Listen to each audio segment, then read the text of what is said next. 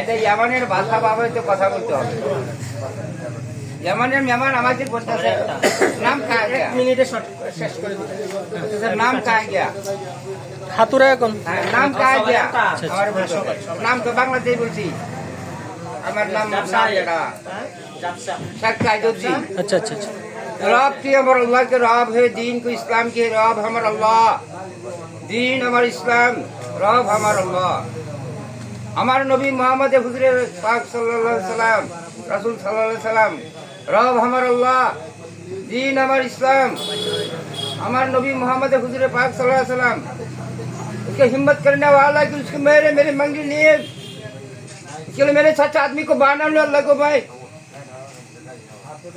हमारा हिम्मत करने वाली, हमारा औरत क्या है उसके मरे मेरे मरद क्या गया उसकी मंगी क्या गया और मैं हर बेटी मरिए थे बेटा जब परिवार मारा गया। ठीक है ठीक है ठीक है, मिसे जाओ बांग्ला भाषा कहते मिसे जाओ আমার সাথে মিশে যাও।